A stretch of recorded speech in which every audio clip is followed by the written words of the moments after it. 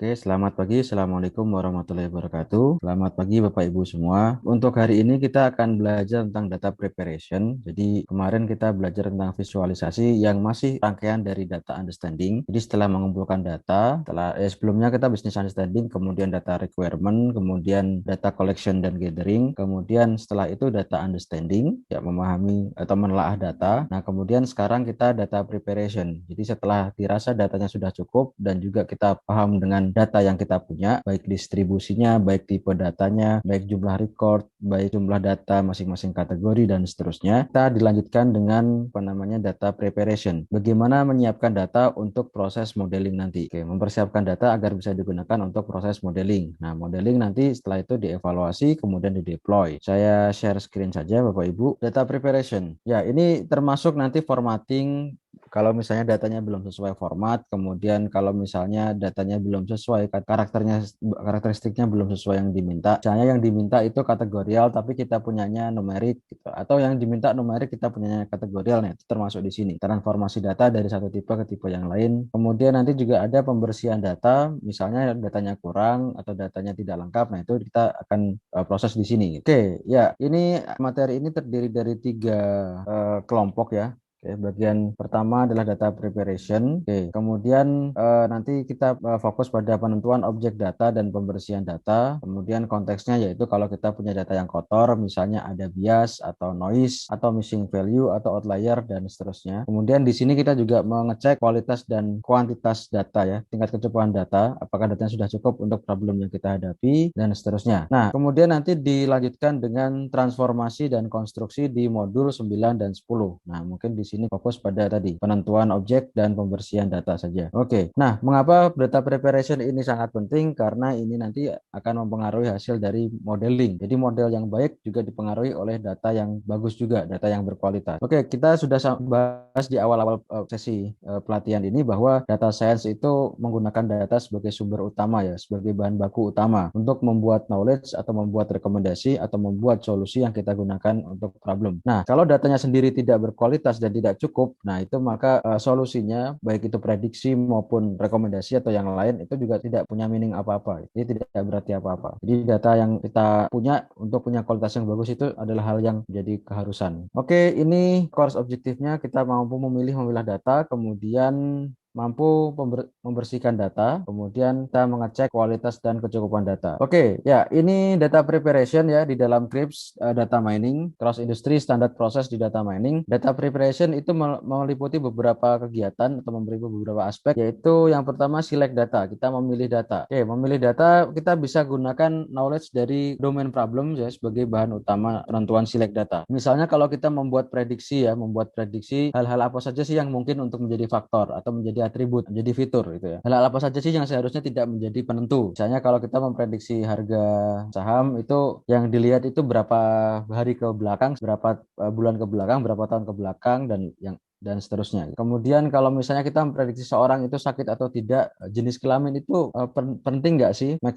Perlu dijadikan atribut nggak sih? Apa tidak usah? Apa perlu dihilangkan saja? Kemudian misalnya juga alamat atau umur itu berpengaruh nggak sih? Nah, itu juga menjadi pertimbangan ketika kita select data. Berikutnya adalah clean data, yang membersihkan data dari misalnya noise atau outliers atau bias. Jadi kita biasanya punya data yang outliers, jadi tidak berada di dalam range yang biasa gitu ya. Jadi misalnya kalau kita punya sinyal ECG di kesehatan gitu, nah itu ada sinyal yang amplitudenya itu jauh sendiri di antara yang lain. Yang lain misalnya di antara 0 sampai 5 volt gitu ya. Nah itu dia lebih dari 5 volt, misalnya 7 volt sampai 10 volt. Nah itu kan outliers gitu. Itu mungkin bisa karena kesalahan pengukuran atau pemasangan yang kurang tepat, itu perlu dihilangkan. Oke, construct data, jadi kita mengkonstruk data bisa mengenerate fitur baru dari fitur yang lama, atau kita bisa membuat fitur baru dengan teknik namanya feature extraction ya, kita mengekstrak feature atau feature engineering. Kemudian mengintegrate data, kalau kita punya beberapa source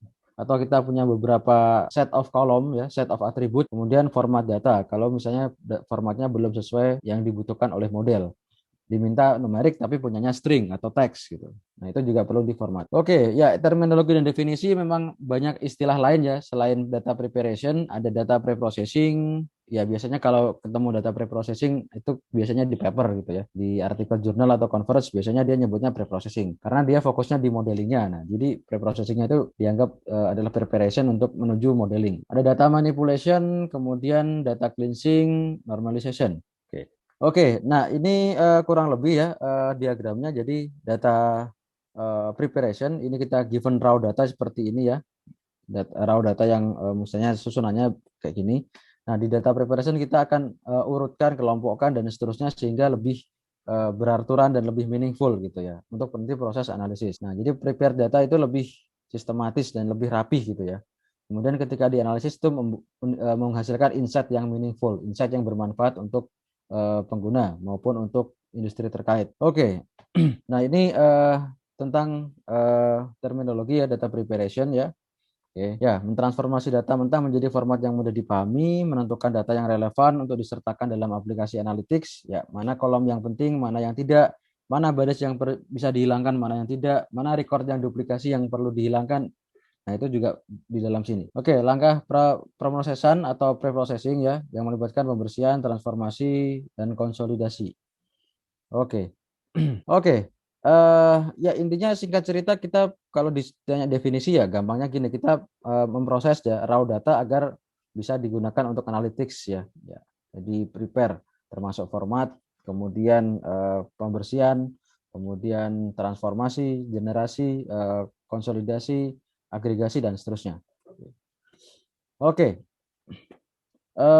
Ini kurang lebih ya ternyata menurut survei 60-80% kegiatan di data scientist itu ada di data preparation. Nah, jadi porsinya itu paling besar. Oke. Oke, kemudian yang lain mungkin pengumpulan data ya mungkin lama juga, butuh effort dan waktu juga, tapi ternyata dia cuma 19% ya dari keseluruhan kegiatan di data science. Oke, kemudian training data untuk patterns itu cuma 9%, kemudian mendefinisikan algoritma ya menentukan algoritma itu gampang ya, cuma 4%. Yang lain 5%. Oke. Ya, jadi cleaning dan organizing data ya, termasuk di dalam preparation itu 60-80%. Jadi sangat besar dibandingkan dengan porsi kegiatan yang lain. Oke, ya mungkin kalau kita berhadapan dengan satu CSV mungkin ya nggak sampai 1 hari gitu ya. Tapi kalau misalnya datanya itu kita kumpulkan dari banyak sumber ya, ibaratnya Bapak Ibu misalnya survei ya, survei kegiatan mahasiswa itu di seluruh kampus di Indonesia gitu ya. Areanya populasinya se-Indonesia. Otomatis surveinya kan ada dari Sumatera, Jawa, Bali, Kalimantan, Sulawesi, Nusa Tenggara, baik barat atau timur, Papua, Maluku dan seterusnya. Semua dikumpulkan dan kemudian diprosesing agar mempunyai standar format yang sama. Kita pahami setiap kampus pasti punya data, punya format sendiri-sendiri ya, punya atribut sendiri-sendiri, urutannya juga beda-beda, cara nyimpennya juga beda-beda. Nah itu kan kita kalau gather semua pastinya formatnya juga beda-beda. Nah, agar bisa disatukan menjadi satu format yang sama keseluruhan dari kampus itu, nah maka perlu di preprocessing atau di preparation. Nah itu yang mungkin membuat lama gitu. Ya jangan dibayangkan kita hanya berhadapan dengan satu Excel terus kita prepare. Nah, itu kan mudah gitu ya. Tapi bayangkan kita punya banyak sekali sumber dan kita akan memformat semuanya menjadi satu kesatuan yang standar, yang baku. Oke, ini matters ya, 60% dari organization itu bilang bahwa ini sangat penting ya untuk membuat informasi itu available. Survei ya, survei kegiatan-kegiatan di data scientist. Oke. 68% itu memastikan kualitas data. Ya, jadi paling tinggi ya. Kemudian disusul dengan ekstrak data dari source. Mungkin mengekstrak data dari source itu masih kalah penting ya, kalah urgent dengan yang ini. Ya. Kemudian security 61%. Oke, kemudian akses data untuk integration 51. Oke, jadi akses data cuma 51, ekstrak data lebih tinggi 63. Setelah itu memastikan bahwa datanya itu sesuai kualitas yang diminta itu lebih tinggi lagi. 68%. Oke, pentingnya data preparation. Nah, ini beberapa poin-poinnya. Data perlu diformat sesuai software yang digunakan. Kemudian perlu disesuaikan dengan metode atau model yang digunakan. Nah, real world cenderung kotor ya. Kita real world cenderung kotor. Kemudian kadang kita sering dapat record dari CSV atau Excel itu yang beberapa kolomnya kosong, misalnya pengerjaan kosong gitu ya, karena dia belum kerja. Ada yang malas mengisi golongan darah, jadi kalau disurvei golongan darah Anda apa, nah itu nggak diisi, karena itu si orangnya merasa itu hal konfidensial, jadi nggak usah dikasih tahu gitu. Misalnya disurvei kepuasan rumah sakit gitu ya. Nah, oke, kemudian, nah itu penulisan tanggal lahir ya, penulisan tanggal lahir kadang beda-beda, ada yang tahunnya dulu, ada yang harinya dulu, ada yang bulannya ditulis string ya, November, Januari, Februari, ada yang bulannya ditulis angka, kemudian ada yang formatnya pakai tanda strip atau dash, ada yang pakai tanda slash atau garis miring, kemudian ada yang rating gitu ya, ada yang menggunakan bintang 1, 2, 3, ada yang menggunakan ABC. Nah, jadi real world itu cenderung kotor dan tidak seragam. Nah, kurang lebih di real world itu data raw-nya yang kita sering temukan ini ya. Pertama missing data, missing value. Oke. Karena ya apa namanya, karena orang yang isinya nggak lengkap, tapi secara sama sistem tetap dimasukkan dalam report gitu ya. Oke, kita bisa atasi missing data dengan di-ignore, misalnya dibuang ya, atau di-fill manually. Jadi beberapa kolom yang kosong kita isi dengan beberapa teknik ya, misalnya average atau modus, nah gitu ya. Kemudian bisa juga di-fill dengan manually, di-input sendiri gitu. Yang kosong-kosong di-input sendiri. Oke, kemudian noisy data ya. Noisy data ini memang sering kali, terutama yang berkaitan dengan sinyal ya. Jadi pemasangan alat yang kurang pas aja itu membuat datanya noisy gitu. Jadi kalau Bapak Ibu bermain dengan data kesehatan, misalnya seperti sinyal ECG atau EEG, itu masangnya kurang pas aja, itu datanya nanti noise-nya udah banyak banget. Gitu. Nah itu repot untuk menghilangkan noise, atau kadang juga kita kalau udah capek-capek nggak bisa di cleansing, udah buang aja. Gitu. Oke, inkonsisten data ya, inkonsisten data ini juga biasa ditemui ya. Beberapa orang mengisi suatu atribut, beberapa tidak ya, sama seperti tadi. Beberapa mengisi kolom review ya dengan apa namanya, dengan tulisan yang benar ya. Kadang cuma dikasih tulisan template ya, atau dikasih emot. Nah itu juga tidak konsisten. Oke, ini manfaatnya kita bisa kompilasi data menjadi lebih efisien dan efektif. Oke, mengidentifikasi dan memperbaiki error. Jadi kalau ada error lebih mudah dideteksi. Mudah jika ada perubahan secara global, menghasilkan informasi yang akurat untuk pengambilan keputusan ya, karena datanya tadi sudah kita jamin kualitasnya bagus. Oke. Kemudian nilai bisnis dan ROI ya, return of investment akan meningkat dengan data yang berkualitas ini. Oke, tahapan dan tantangan data preparation ya. Oke, ini tahapannya ya di tengah-tengah ini. Pertama tadi requirement analysis atau business understanding ya. Ini istilahnya banyak ya, ada yang menggunakan requirement analysis, ada yang business understanding, atau mungkin di sini maksudnya data requirement. Kemudian ini data acquisition ya, termasuk gathering atau collection. Kemudian ini raw data. Nah, di sini kita tahap preparation ya, untuk membuat data itu lebih bagus ya untuk proses modeling dan berikutnya. Biasanya sekalian di split jadi training dan testing ya. Nanti di build modelnya dengan data training, setelah itu di-evaluate dengan data testing. Terus kalau sudah bagus di deploy modelnya.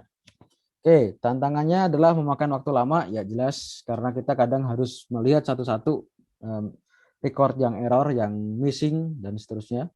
Kadang juga kita perlu diskusi dengan domain expert domain di bidangnya. Ini atribut ini penting nggak sih gitu? Apa ini cuma identifier? Apakah itu akan meaningful di dalam prediksi? Nah, itu juga perlu dipertimbangkan. Oke, data yang tersedia tidak akurat ya, atau tidak jelas, tidak langsung pakai ya. Terutama dengan era big data sekarang ini ya, ada V yang keempat yaitu veracity ya. Jadi keterpercayaan data itu juga apa namanya, menjadi satu tantangan. Kadang ada data yang memang natural, di generate oleh orang secara alami, jadi tanpa ada intensi apapun. Tapi sekarang banyak haters atau banyak istilahnya buzzer gitu ya.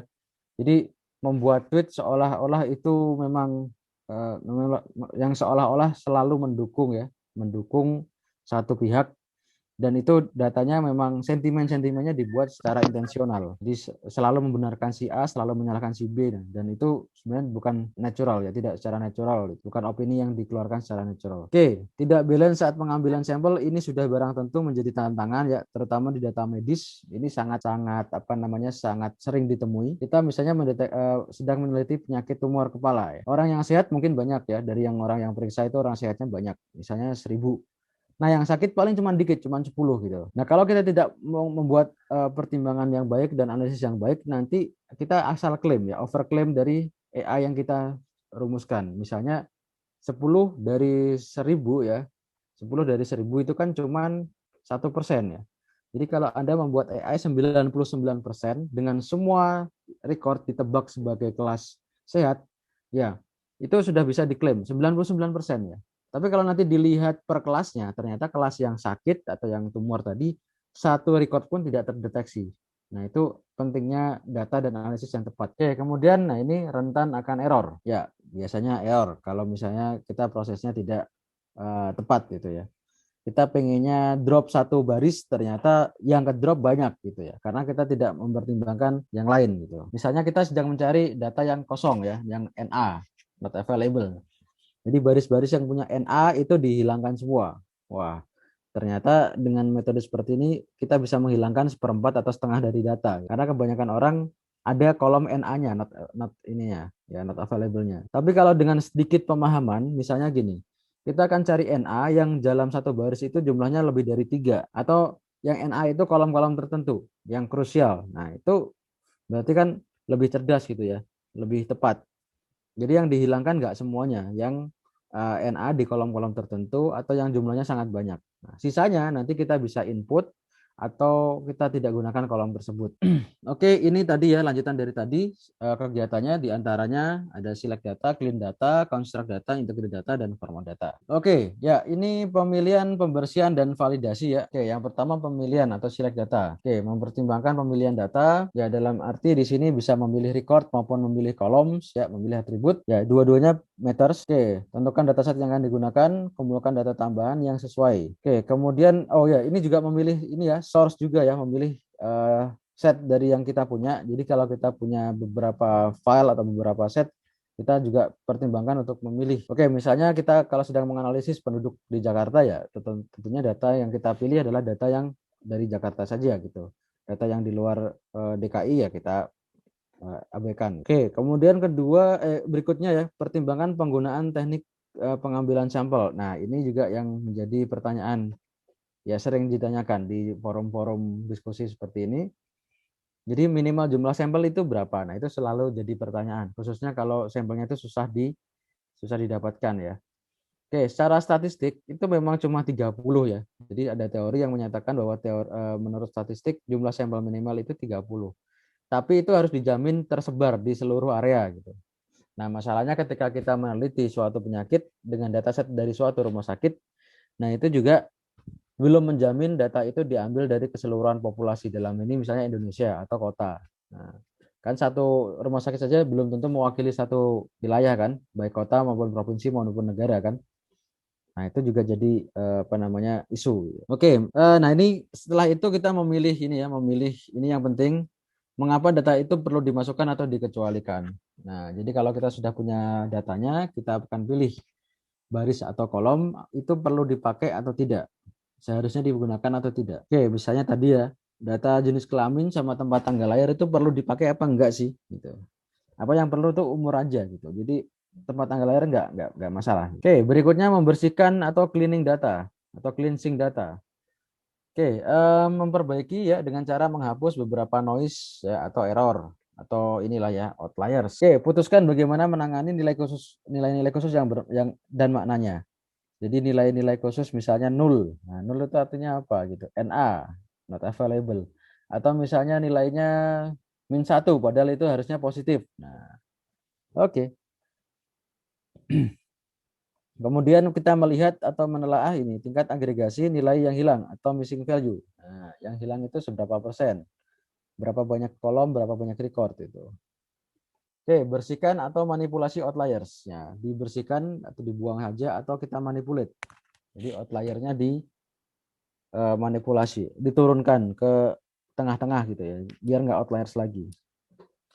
Oke, berikutnya ini ya, validasi data. Ada 2 poin, memeriksa nilai kualitas data, memeriksa tingkat kecukupan data. Ya, ini referensi dari SKKNI Data Science ya, untuk, nah ini ya, judul unit menentukan objek data. Oke, memilih, dan memilih data sesuai kebutuhan. Oke.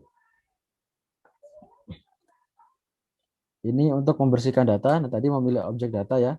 Ini membersihkan data atau cleaning atau cleansing. Oke, strategi pembersihan data, data yang kotor dan seterusnya. Oke. Oke. Oke, parameter atau daftar isi dokumentasi data cleaning setidaknya memiliki parameter berikut. Ada dataset description, kemudian ada dataset yang digunakan, jenis noise yang terjadi pada data, misalnya missing data, errors, coding inconsistency, bad atau missing metadata dan seterusnya. Oke, kemudian pendekatan yang dilakukan untuk menghilangkan noise tersebut, teknik yang digunakan, kasus atau atribut yang tidak dapat diselamatkan. Oke, eh, pastikan data yang dikecualikan karena kondisi noise-nya. Nah, oke, ini SKKNI-nya Bapak bisa melihat memvalidasi data ya. Ini oke, untuk memvalidasi untuk data science, oke, ini diantaranya ada 4 poin dalam konteks variabelnya. Oke, nah ini yang penting adalah rekomendasi hasil kualitas data, usulan terkait kebenaran, kelengkapan, dan konsistensi data. Rekomendasi hasil penilaian kecukupan data, ulasan cukup atau perlu diulang pengumpulan datanya. Nah, jadi setelah tadi ya dilihat kelengkapannya, kebenarannya, konsistensinya. Nah, setelah itu diputuskan apakah data ini sudah cukup untuk proses selanjutnya. Nah, oke, atau perlu diulang pengumpulan datanya gitu. Oke. Nah, ini adalah definisi tentang validasi data ya, menentukan kebenaran data. Misalnya di Indonesia itu ada 2 gender ya, laki-laki dan perempuan atau pria dan wanita. Oke, P atau W. Kemudian agama ada 6 opsi, Islam, Protestan, Katolik, Hindu, Buddha, Konghucu. Kemudian ya, misalnya itu. Nah, itu kalau misalnya ada yang mengisi selain P atau W di dalam kolom gender atau mengisi agama selain 6 ini, ya itu maka datanya tidak benar ya. Oke, salah. Oke, kemudian lengkap. Oke. Kemudian kita misalnya pengen menganalisis keseluruhan data di seluruh provinsi, 34 provinsi. Ternyata ada yang tidak provinsi yang tidak ada datanya. Nah, berarti belum lengkap gitu. Oke, kemudian konsistensi. Konsistensi. Jadi menggunakan STM atau SMK, menggunakan SMA atau SMU gitu. Kemudian nulis tanggal lahir itu D dulu atau year dulu. Nah, itu konsistensi. Oke, pencukupan data ini menentukan perlu diulang. Nah, itu kalau perlu diberikan justifikasi. Nah, oke, berikutnya ini konstruk data ya. Oke, kita bisa membangun atau mengkonstruk data dari yang sudah kita punya. Kita bisa mencari atribut turunan. Ya, misalnya kayak ya penentuan ini ya orang gemuk atau tidak itu kan melibatkan weight dan height. Nah, BMI ya, ada indeks ya. Indeks BMI, nah itu dari weight sama height, nah itu diturunkan. Nah, oke, kemudian latar belakang pengetahuan. Oke, jadi berdasarkan pengetahuan tertentu kita bisa mengkonstruk data. Ya, misalnya ya tadi ya. Oke, dengan pengetahuan medis gitu. Oke, bagaimana atribut yang hilang dapat dibangun atau diperhitungkan? Nah, oke, atribut yang hilang itu bisa dibangun ulang atau bisa diperhitungkan. Oke, mengintegrasi data, kita mengintegrasi dari beberapa sumber dan menyimpan hasil yang baru.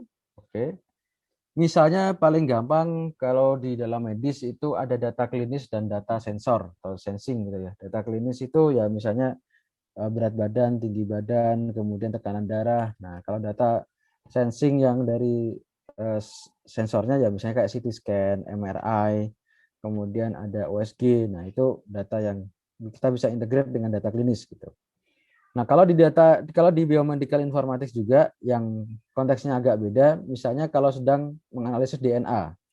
Nah, DNA itu kan menganalisis sequence of protein ya, ACTG dan seterusnya. Pokoknya sequence yang keluar cuma huruf A, C, T sama G. Nah, terus kita punya data klinis ya dari pasien yang punya DNA tersebut. Nah, itu kita bisa korelasikan atau bisa asosiasikan. Kira-kira si penyakit ini ada hubungan nggak ya sama gejala klinis ini? Atau istilahnya genotipnya berkaitan nggak sih sama fenotip yang ini? Gitu. Genotip yang ini, sequence dari protein ini, apakah ada keterkaitan atau relasi dengan fenotip gejala yang muncul di permukaan? Gitu. Yang muncul yang kasat mata bisa dilihat oleh petugas medis. Gitu. Oke, berikutnya tahapan data preparation versi simpelnya begini. Oke, ya formatting, cleaning, sampling. Nah, kemudian ini nanti setelah itu bisa ditransform dengan feature engineering ya, bisa scaling, normalization, atau decomposition, bisa aggregation. Nah, ini next gitu ya. Nah, sekarang mungkin kita di sini.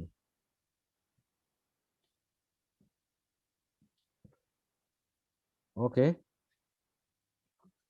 Oke, berikutnya yang penting juga adalah teknik sampling ya. Karena kita kalau punya resource yang terbatas tidak mungkin apa ya?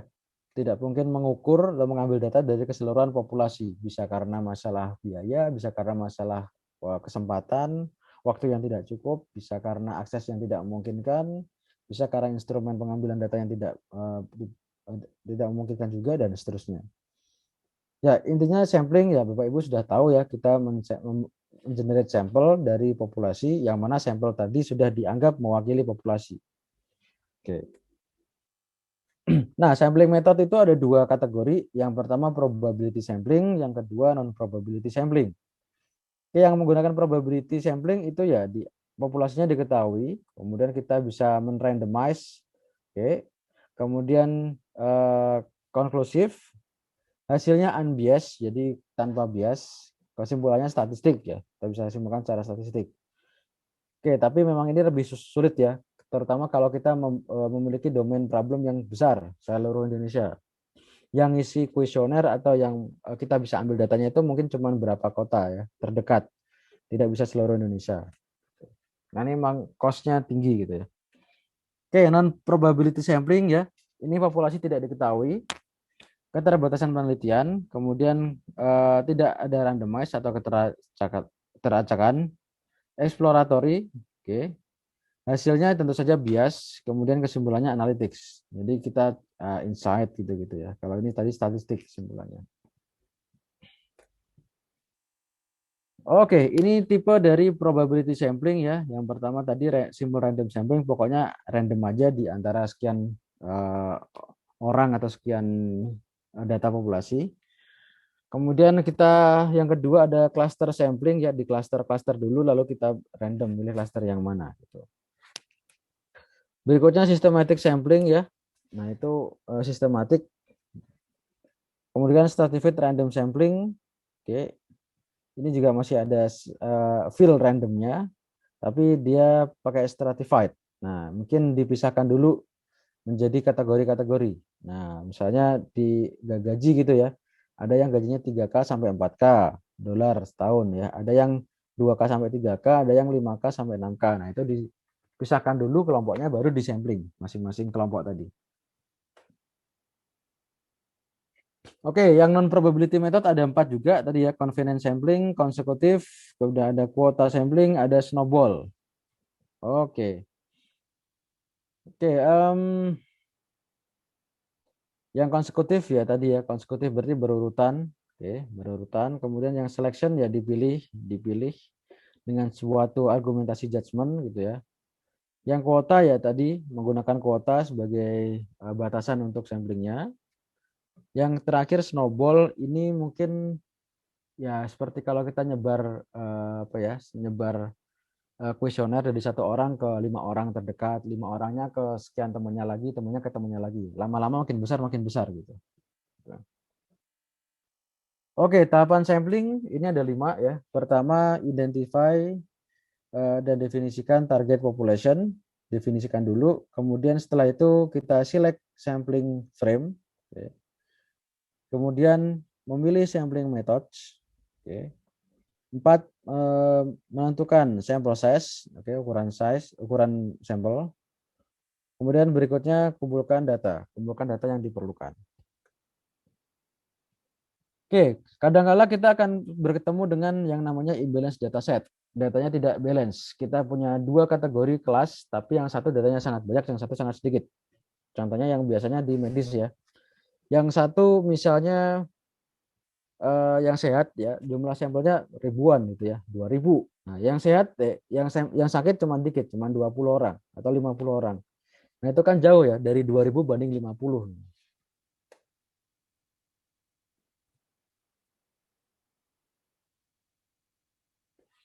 Oke, berikutnya untuk deal dengan imbalance dataset kita bisa gunakan resampling ya. Oke, kita bisa gunakan resampling. Kita bisa gunakan undersampling atau oversampling. Nah, oke, ya undersampling atau oversampling. Nah, cuman tekniknya macam-macam ya. Tekniknya macam-macam. Oversampling kita bisa pakai SMOTE ya, metodenya namanya SMOTE. Di oversampling juga kita juga bisa gunakan metode bootstrapping. Nah, ada yang pakai tentu saja dengan replacement ya. Jadi kalau misalnya kita punya 1000 sampel, kita mau sampling 5000 ya nanti pasti ada yang duplicate. Oke. Kemudian undersampling kita juga bisa gunakan bootstrap. Contohnya tadi kita punya 1000 data, kita mau sampling jadi 200 saja. Nah, itu bisa. Oke, sebenarnya teknik-teknik seperti ini sekarang sudah berkembang ya, berkembang lebih jauh. Sekarang ada teknik namanya augmentasi. Jadi kalau kita punya data set yang apa namanya terbatas, kita bisa augment untuk trainingnya saja. Jadi untuk trainingnya saja itu kita bisa augment. Sebenarnya antara augment dan resampling saya lebih setuju ke augment karena resampling itu kan sebenarnya menggunakan data yang sama dari yang ada di dalam himpunan, cuman dia direplicate atau diduplikat beberapa kali ya, karena diambil lagi ambil lagi. Tapi kalau tadi ya augment itu datanya dari data training awal, kemudian dan yang di resampling atau yang di augment tadi itu sudah berbeda. Jadi yang di generate di augmentasi itu sudah sedikit berbeda dengan yang aslinya, nggak sama persis. Jadi kalaupun membuat model nanti lebih general, lebih bisa mengatasi data-data yang tidak ada di dalam training set gitu. Oke, contoh augmentasi yang terkenal sekarang ya seperti flipping gitu, flip kiri kanan, atas bawah, rotate, zoom, kemudian apalagi dan seterusnya banyak. Nah, tapi ada yang berdasarkan deep learning scientific itu namanya GAN, Generative Adversarial Network. Itu sampling apa ya? Fake sample generation ya, atau super artificial sample generation yang menggunakan teknik deep learning atau machine learning khususnya neural network. Nah, tapi itu lebih robust. Setelah dites jatuhnya hasilnya lebih robust dibandingkan yang oversampling atau smoothie aja gitu. Oke, keberadaan data dari berbagai sumber ya ini memang yang terjadi di lapangan begitu ya. Oke, ya terkait dengan big data terutama ada volume, variety, velocity, dan veracity. Oke, nah kita bersinggungan dengan institusi terkait ya yang punya banyak divisi, kemudian datanya mesti interoperability ya, interoperate di seluruh divisi tersebut. Jadi datanya bisa dipakai di eh, ini manapun gitu ya, departemen manapun.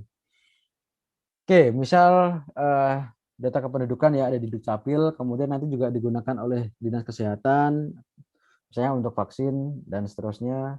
Kemudian kaitkan juga interoperate juga dengan Kementerian Keuangan karena nanti ada pembayaran pajak dan lain-lain. Dengan logistik, misalnya dengan Kemensos misalnya dan lain-lain. Jadi data itu sebisa mungkin bisa dioperasikan atau interoperability dari semua divisi yang ada gitu. Oke, nah jangan sampai kita nanti mencapai atau mengalami GIGO, garbage in, garbage out. Jadi yang kita masukkan di dalam modeling itu garbage ya, data yang kotor, keluarnya juga model yang kotor, yang tidak bisa mendeteksi atau menyelesaikan problem yang seharusnya. Dia cuman tahunya data yang ditrainingkan kepada dia gitu. Oke. Oke, untuk integrasi data ada 3 poin ya. Ada integrasi presentasi, ya representation, ada integrasi datanya sendiri, ya isinya, ada integrasi fungsional, ya fungsinya yang diintegrate.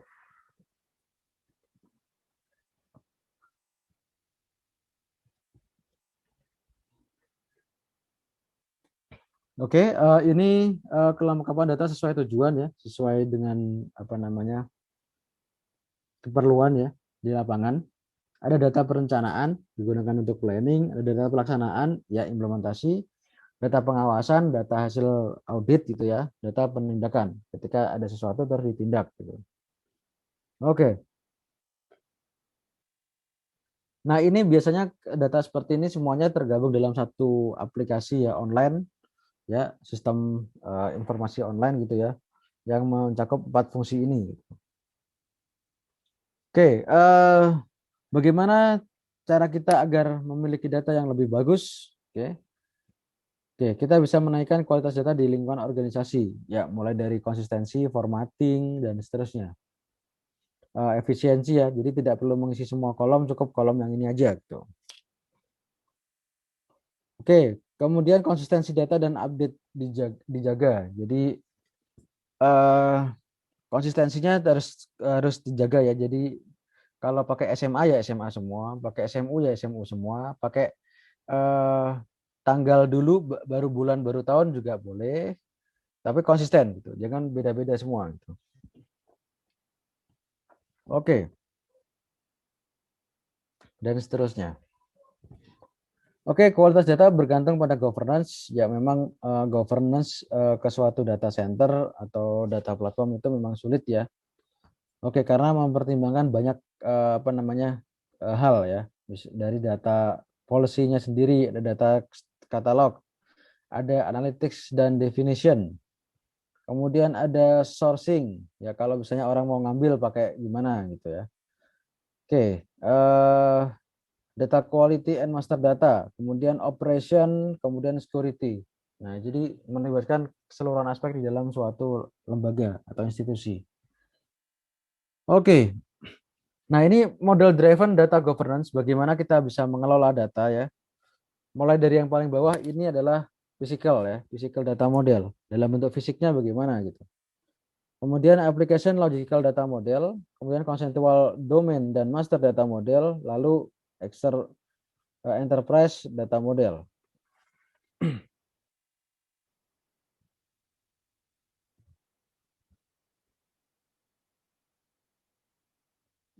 Oke, federated database. Ya, tidak mungkin setiap pihak mau menyerahkan datanya ya, atau setidaknya tidak mau menyerahkan semuanya. Pasti ada bagian yang di keep, ya, nggak bisa diserahkan ke publik, terlalu berbahaya gitu ya. Kemudian setelah itu setiap pihak memiliki teknologi masing-masing.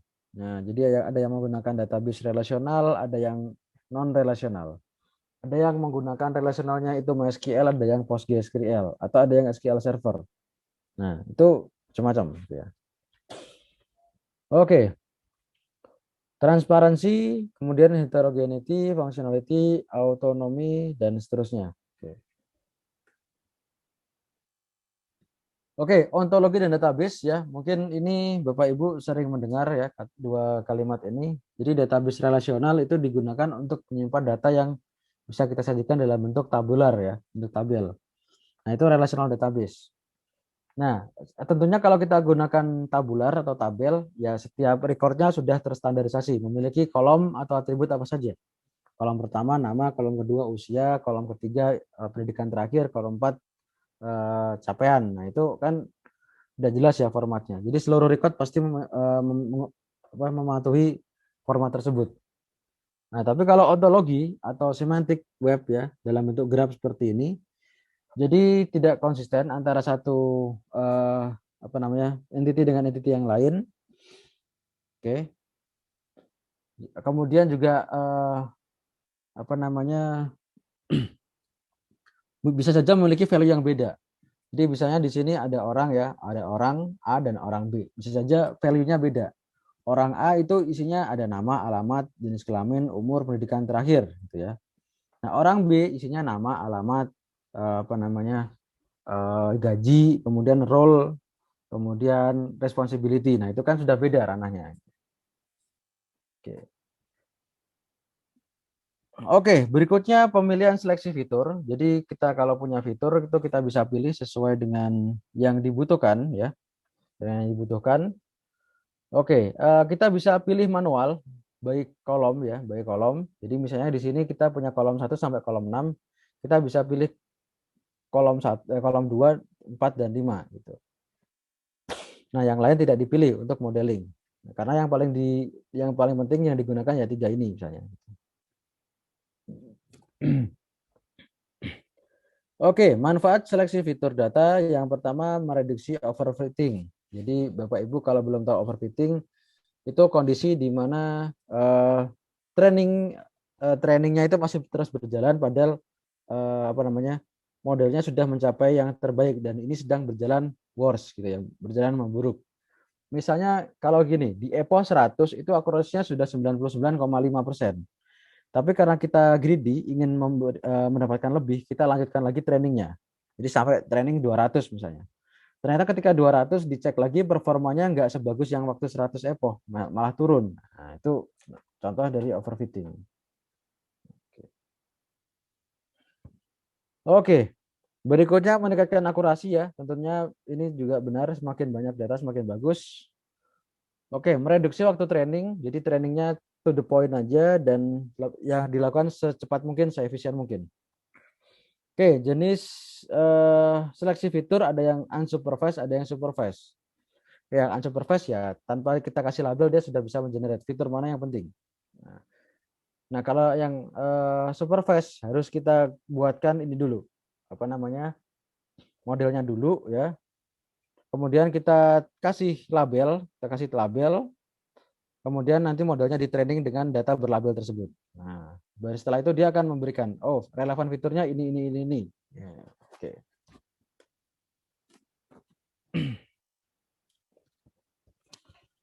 Oke, ini perbedaan antara kategori dan numerik ya. Yang satu kualitatif, yang satu kuantitatif ya. Yang kategori ini kualitatif, yang satunya numerik kuantitatif. Oke. Oke, kemudian ini bentuknya biasanya dalam bentuk teks gitu ya. Contohnya misi, NIM, kode pos, jenis kelamin, kemudian review. Nah, itu juga semuanya nominal ya. Apa namanya? Sorry. Oh, kalau ini angka ya. Kalau yang ini angka. Kalau yang ini angka ya. Oke, ini angka. NIM, kode pos, jenis kelamin. Tapi kalau yang lain misalnya kategorinya sehat, sakit. Nah, itu juga apa namanya? Kategori ya. Contoh reviewnya good, excellent, good, enough, bukan enough ya, fair, kemudian bad sama worse gitu. Nah itu juga apa namanya kategorial atau kualitatif. Kemudian yang ordinal juga ada ya, misalnya lulusan ya, cum laude, sangat memuaskan, suhu, dingin, normal, panas. Ini kalau ordinal artinya ada tingkatan. Kayak nilai mark itu kan ada A, B, C, D. Nah, A paling tinggi, B bawahnya, C bawahnya lagi, D bawahnya lagi, dan seterusnya. Oke, berikutnya kalau yang numerik ya kita bisa gunakan contohnya tanggal dan suhu. Nah, itu kan numerik ya. Nah, ini yang sifatnya interval ya, suatu nilai interval ya. Oke, kalau rasio nah tadi umur, panjang, tinggi. Atau misalnya persentase ya. Itu juga rasio. Oke, validasi data ya. Validasi data ini tadi verifikasi versus validasi. Kalau verifikasi itu menentukan benar salah, kalau validasi menentukan kuat lemah sesuai kenyataan. Oke. Oke, validasi merupakan tahapan kritikal yang sering diabaikan data scientist pemula karena memeriksa di antaranya sebagai berikut ya. Karena menemukan hal berikut jadi mereka sering miss gitu ya. Atau diabaikan. Tipe data. Nah, ini juga penting. Apakah integer, apa float? Apakah inter saja cukup? Apakah harus float? Nah, atau string. Nah, dalam bentuk teks gitu. Kemudian range data ya, rentang data. Oke, ada yang dari 0 sampai sekian ya. Ada yang mulainya dari -1, ada yang mulainya dari -setengah dan seterusnya. Oke, konsistensi. Uniqueness ya. Uniqueness misalnya kode pos ya, pastinya kode pos ini unik ya. Oke, dari satu daerah dengan daerah yang lain, meskipun ada beberapa orang yang berada atau bermukim di satu wilayah dengan kode pos yang sama. Nah, itu beda cerita. Yang jelas satu wilayah dengan wilayah yang lain kode posnya beda. Berikutnya konsistensi. Ya, konsistensi misalnya jalan atau JL atau JLN. Nah, itu masing-masing beda. Berikutnya format ya. Nah, ini YYYY MM DD. Berarti tahun dulu, bulan baru hari. Ada yang dibalik, hari dulu, bulan baru tahun. Oke. Kemudian nilai nol atau missing value atau NA. Nah, ini juga sering ditemui. Misspelling, ya, tanpa di-spell atau direkam, ya ditulis dengan menggunakan spell yang salah. Oke.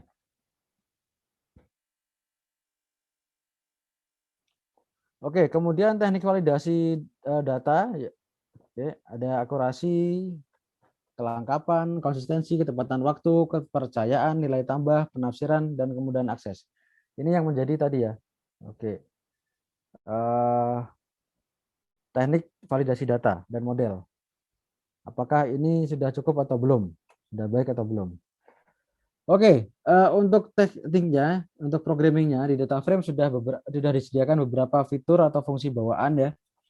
Ada misalnya from tuples ya, menjadi dari from tuples. Kemudian ada lagi ada sorting, kemudian sort index, oke. Kemudian reset index, ada drop columns, ada rename dan yang lain. Oke. Oke, ada contoh untuk memilih ya subset observation dalam bentuk row. Contohnya di sini df line lebih dari 7. Drop duplicates, head tail, oke, dan seterusnya. Sampel ilog ya, ilocation di largest and largest ya. Largest ini apa namanya? Yang terbesar ya, and largest. Jadi n yang terbesar, oke. Jadi yang terbesar n sebanyak n itu diambil dari sekumpulan data. N smallest lawannya, oke. Kemudian ini select multiple column. Jadi ini kita memilih beberapa kolom ya secara manual. Kita input nama kolomnya di sini. Contohnya di sini kita pilih kolom width, length sama spesies. Gitu. Oke. Oke. Oke, nah ini ada hands-on seleksi fitur. Bapak Ibu bisa melihat di folder yang di-share oleh Mas Terry ya di grup itu sudah saya forward tadi pagi dari ada update dari pembuat modul, ada contoh hands-on seleksi fitur.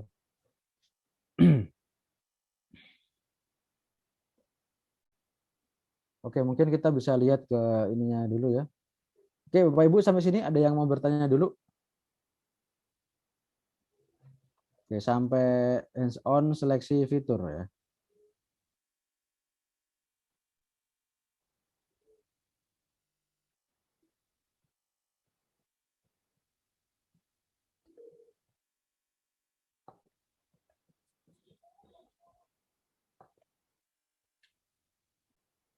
Oke, ini saya share ke browser ya. Saya share ke browser. Oke, contoh di sini ada seleksi fitur ini menggunakan eh, select KBase ya. Oke. Bapak Ibu bisa melihat di hands on ya. Oke, di sini pakai select KBase ya. Oke. Nah, ini sebelumnya sudah diambil dulu kolom 0 sampai 20 ya dari dataset trend. Datasetnya bisa Bapak Ibu dapatkan di sini. Mana tadi linknya? Oke, nanti ada linknya ya, dataset trend. Kemudian oke, ini sudah pakai algoritma ya, select KBase sama C2 ya, C2. Jadi pertama sudah dipilih dulu 20 kolom ya, independent kolom. Oke, 0 sampai 20 ya atau sebenarnya 0 sampai 19 banyak 20 kolom. Oke. Kemudian eh, ini apa namanya apa namanya di generate ya, di instantiate. Jadi kita membuat objek dari select KBase untuk nanti dipanggil ya. Oke, ini parameternya score functionnya CH12 CHI2 sorry, K-nya 10 ya. Fitur terbaiknya 10. Kemudian di feed ya. Kemudian di feed kemudian bisa dilihat skornya ya, skornya, kemudian kolomnya yang sekarang. Oke.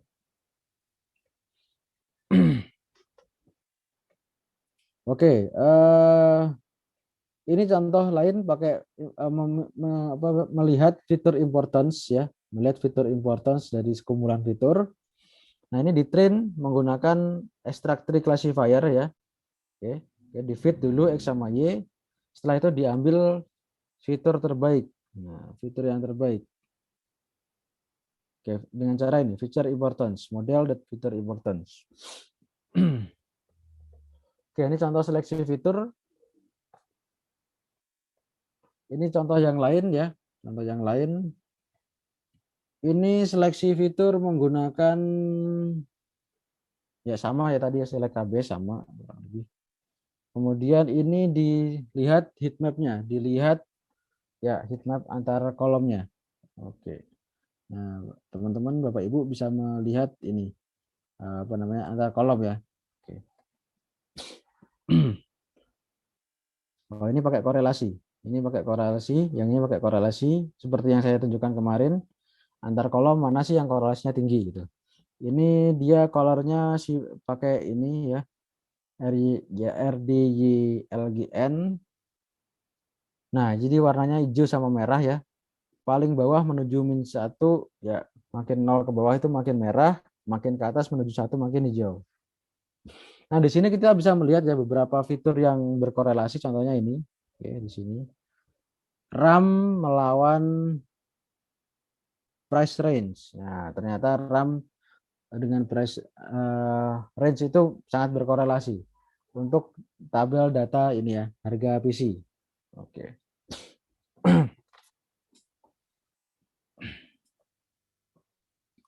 Oke, ini contoh apa namanya hands on untuk seleksi fitur. Bisa pakai KBase tadi ya. Ini pakai KBase. Bisa pakai tadi ya, pakai di train, pakai ini extract tree classifier. Oke, kemudian setelah itu diambil importance-nya. Oke. Atau bisa juga kita pakai korelasi terus dicek mana sih fitur-fitur yang saling berkorelasi, itu aja yang saya pakai gitu.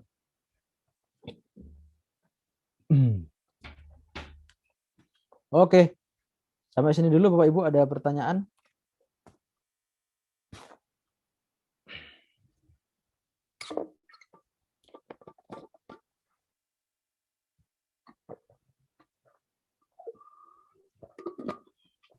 Ya, Pak Anwar, Baik, silakan. saya masih agak belum begitu memahami kapan kita menggunakan seleksi fitur nih, Pak. Oke, ini berkaitan dengan problem domain yang kita angkat ya. Jadi kita mesti memahami betul, kalau bisa juga ngobrol atau konsultasi dengan expertnya. Kalau kita punya dataset dari yang kita sudah kumpulkan, ada kolom-kolomnya atau atribut-atribut, kita perlu mempertimbangkan ini fitur mana sih yang relevan, atribut mana sih yang relevan, dan mana yang tidak. Misalnya kalau kita apa namanya sedang tadi ya menganalisis untuk kredit bank ya, kredit itu dikabulkan atau tidak. Nah, kira-kira atribut seperti alamat, atribut seperti nomor KTP, atau atribut seperti jenis kelamin, tempat lahir itu perlu apa tidak gitu. Nah, mungkin tidak perlu gitu ya, mungkin tidak perlu. Nah, itu perlu dikonsultasikan. Nah, sebenarnya yang dipertimbangkan dari domainnya itu sendiri apa gitu. Nah, tentunya kalau kredit kan lebih ke arah catatan bank gitu ya, kemudian gaji, kemudian jumlah tanggungan, pengeluaran bulanan dan seterusnya. Itu kan lebih dipertimbangkan dibandingkan data-data yang tidak esensial tadi. Nah, jadi kita tidak perlu menginclude ya fitur-fitur yang tidak perlu, yang tidak penting. Oke, contohnya lagi ya, contohnya lagi kalau di data kesehatan ya, data kesehatan. Pasti ada data misalnya nomor record ya, nomor record, kemudian waktu datang, kemudian ada nama, alamat, nah, kemudian nanti baru record kesehatannya seperti gambar MRI atau gambar CT scan. Nah, kira-kira data seperti record ya, nomor nomor antrian atau nomor record tadi, nomor peserta tadi sama nama itu nggak penting kan. Nah, itu sebaiknya kita nggak pakai atau dibuang saja. Gitu. Nah, itu beberapa contoh ketika kita berhadapan dengan kasus di real world di mana ada data atau record, sorry, atau atribut yang tidak penting. Nah, itu kita buang saja. Nah, kalau misalnya kita tidak sudah punya ini ya, sudah punya 20 atribut yang semuanya penting ya, 20 yang semuanya penting, itu belum tentu juga 20-20-nya itu matters atau mendukung hasil prediksi dalam modeling gitu. Nah, makanya kita bisa sedikit analisis dengan korelasi seperti ini ya. Bentar, saya share screen ke mana tadi, ke slide, ke ini ya, Jupyter Notebook. Nah, kita bisa analisis dengan korelasi seperti ini. Nah, oke, korelasi itu kan dari min 1 sampai 1 ya seharusnya ya. Oke. Nah, kita bisa lihat ini korelasi antar kolom di dataset untuk PC ya. PC di sini ada baterai power, blue, clock speed, dual SIM apa tidak, kemudian jumlah core, RAM dan seterusnya. Ini entah PC entah gadget ya. Nah, eh, yang hijau ini berarti korelasi ya. Yang hijau ini berkorelasi. Nah, misalnya kita pengen memprediksi price range ya, memprediksi price range. Nah, yang berkorelasi tinggi dengan price range itu apa sih gitu. Nah, di antaranya ya ini RAM, ya RAM. Kemudian berikutnya di bawahnya mungkin ini baterai power. Berikutnya lagi ini height sama width, berarti ini ukuran gitu ya. Nah, ini kan lumayan ya berkorelasi tinggi gitu. Tapi yang korelasinya mendekati nol, nah itu kan nggak penting. Misalnya kayak di sini blue. Nah, kemudian clock speed. Nah, clock speed ternyata nggak berpengaruh ke dalam price range karena ya clock speed utama keluaran tahun segitu ya kurang lebih sama-sama aja ya antara satu vendor dengan vendor yang lain. Nah, ini kan mendekati nol. Kalau korelasinya sendiri mendekati nol kan berarti sudah hampir tidak ada korelasinya gitu. Nah, itu kita nggak perlu pakai gitu dalam nanti memprediksi price range gitu. Contohnya lagi di sini depth ya, mdepth. Nah, ini kan 0,00085. Nah, ini kan nggak penting. Jadi kita bisa hilangkan yang kecil-kecil korelasinya. Nah, gitu Ibu kurang lebih insight-nya. Jadi kita tidak perlu menggunakan seluruh atribut di dalam dataset yang sudah kita punya gitu. Baik, Pak. Itu berarti nanti tetap jadi data awal nih, Pak. Ya, ya, yang ini data awal gitu ya. Nanti ada data awal yang dikumpulkan dari aslinya, raw. Ada yang data sudah diproses, yang sudah kita olah gitu ya. Bahkan nanti ada yang diolahnya itu beberapa tahap. Pertama misalnya formatting aja dari kategorial menjadi nominal ya. Jadi kategorialnya biasanya kan A, B, C. Nah, ini jadi 0, 1, 2. Nah, misalnya begitu. Nanti stage berikutnya kita handle missing value-nya. Yang ada kolom atau baris hilang-hilang itu kita buang atau kita isi. Jadi kita punya beberapa step mempersiapkan data dari raw sampai menuju ke modeling.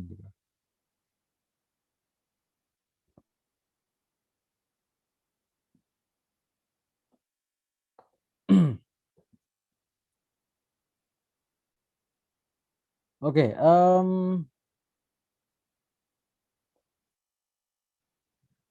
mungkin saya dulu pernah bermain dengan dataset traffic di UCI ya, UCI Machine Learning Dataset. Oke, ini mungkin saya sedikit tunjukkan ya.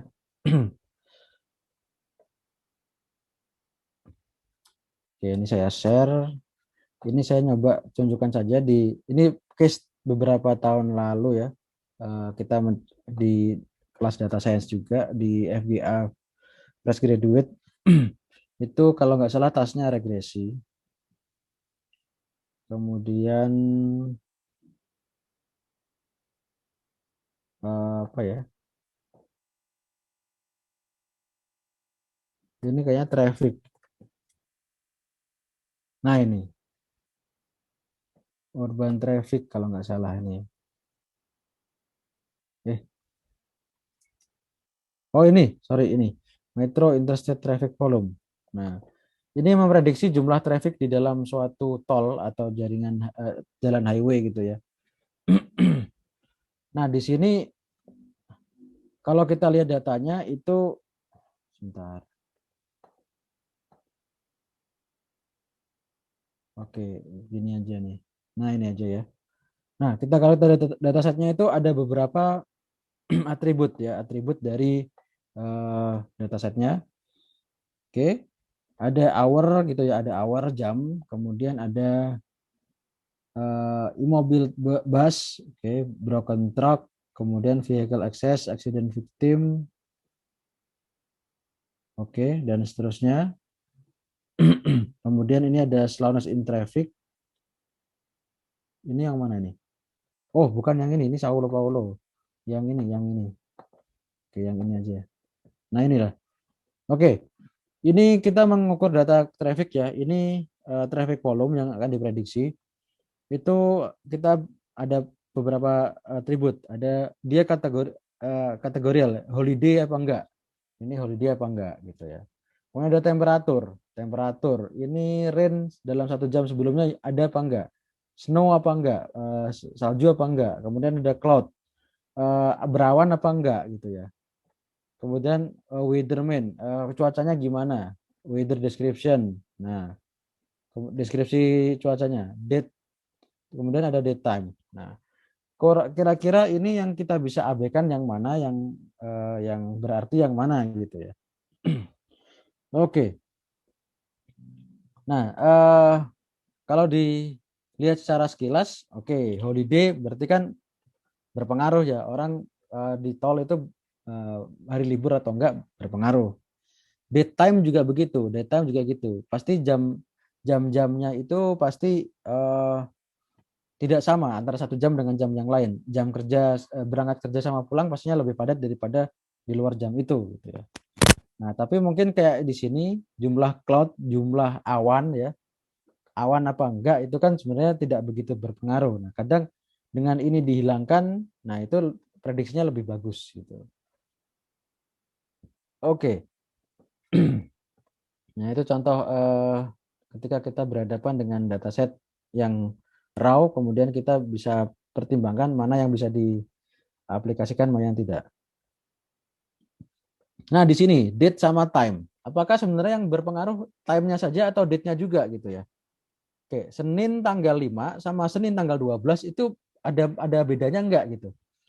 Sama-sama Senin gitu kan. Nah, nah itu ini juga jadi ini nih, jadi apa namanya? Jadi pertimbangan. Apakah yang kita bisa pakai itu time-nya saja karena jam pulang jam berangkat sama pulang kantor pastinya trafiknya lebih beda dengan jam yang lain, ataukah date-nya juga ataukah tanggalnya juga. Tanggal apakah ada bedanya tanggal 5 hari Senin sama tanggal 12 sama tanggal 19 gitu. Nah, itu jadi pertimbangan. Nah, waktu itu ternyata ketika kita hilangkan date-nya itu lebih bagus. Jadi ketika date-nya tidak digunakan, hanya digunakan time-nya saja, itu hasil prediksinya lebih bagus gitu. Jadi tanggal itu tidak berpengaruh gitu ya. Justru yang berpengaruh itu mungkin time-nya.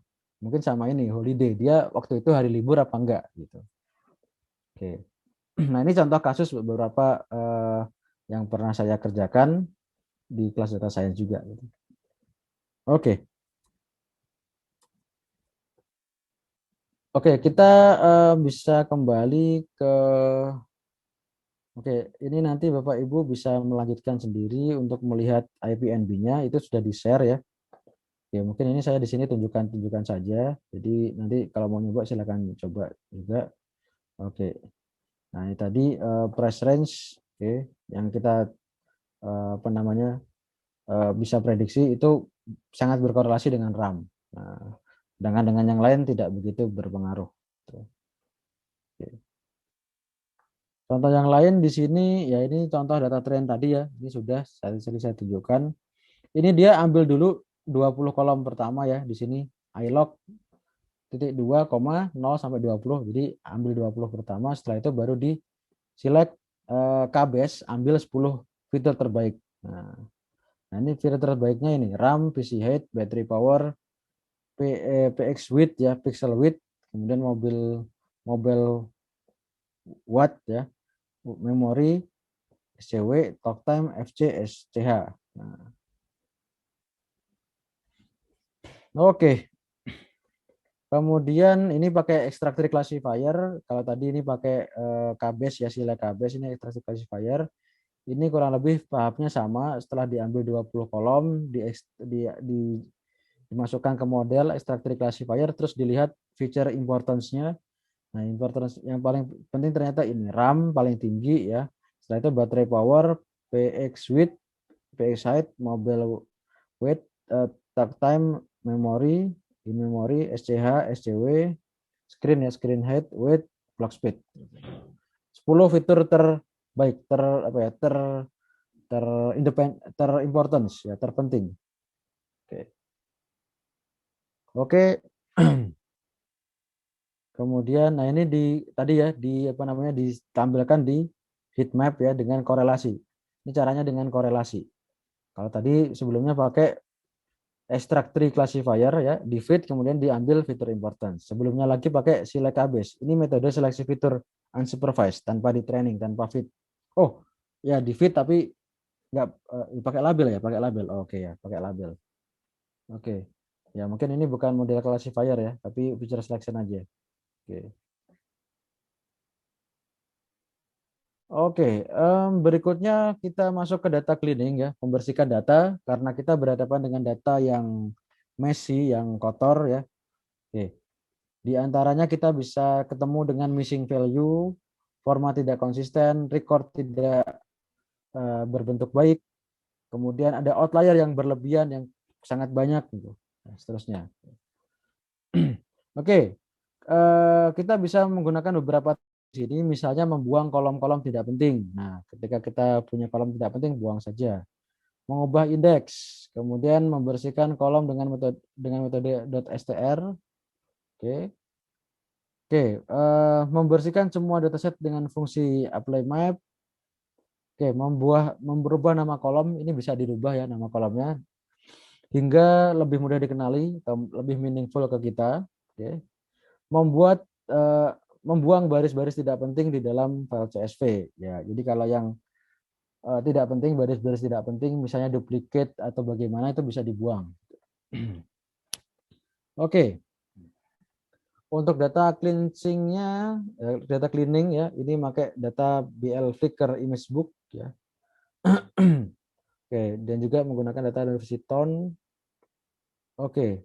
Nah, pertama di sini import dulu ya, import dulu. Oke, pandas, numpy, terus di describe. Kita bisa gunakan describe untuk data frame. Oke. Kemudian ini contoh ya, Flickr Image Book. Nah, ini ada juga nih di mana di hands on yang di .zip sama .rar.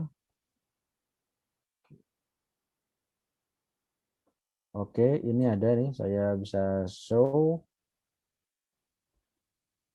Oke, ini data cleaningnya. Oke, setelah di read CSV kemudian dilihat ya, dilihat. Oke. Kemudian kita bisa di drop ya, kita bisa drop misalnya edition statement, corporate author, corporate contributor, former owner, engraver, contributors, issuance type, self marks, ini bisa di drop, dihilangkan dari data frame. Nah, oke, jadi ketika di drop kita punya dataset atau DF yang baru ya, data frame yang baru ini. Jadi kolom-kolom yang ini sudah hilang, tinggal identifier, place of publication, date publication, publisher, title, author, Flickr URL. Nah, oke. Oke. Kemudian kita bisa melihat ya unique di identifier apakah unik, nah, true ya. Kemudian kita bisa melihat identifiernya, head-nya ini ya, identifier. Oke, kemudian kita bisa melihat suatu kolom tertentu, baris tertentu ya.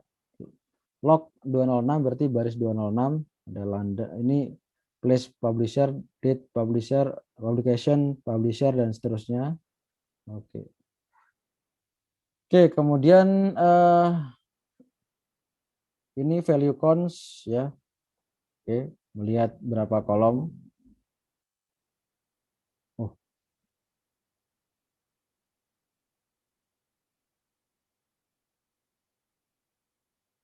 Oke, ya ini ya. Oke, ada 6 kolom. Oke, kemudian ini kalau melihat satu kolom aja ya, melihat kolom dari 1905 sampai seterusnya. Oke, oke. Data publication, oh diambil 10 baris saja. Oke. Kemudian kita bisa gunakan untuk mengekstrak dengan regex ya. Oke. Jadi ekstrak dengan regex. Oke.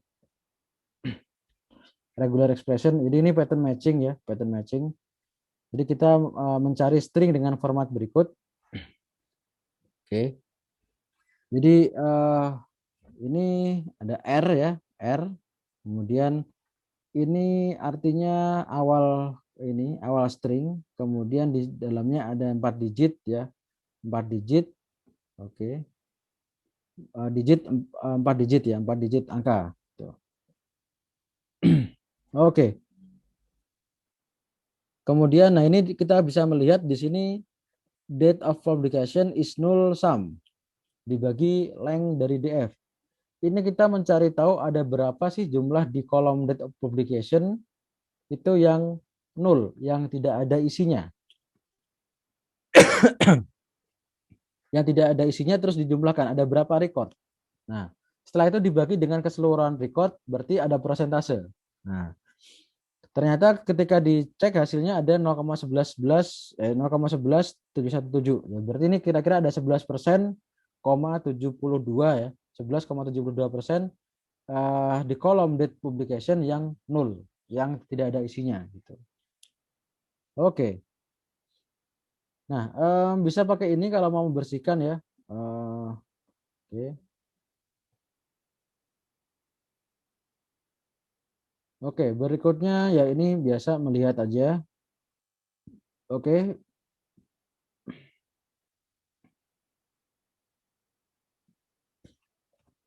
Oke, ini kita bisa gunakan where ya, gunakan np where. Oke. Oke, ini gunakan untuk menemukan suatu record.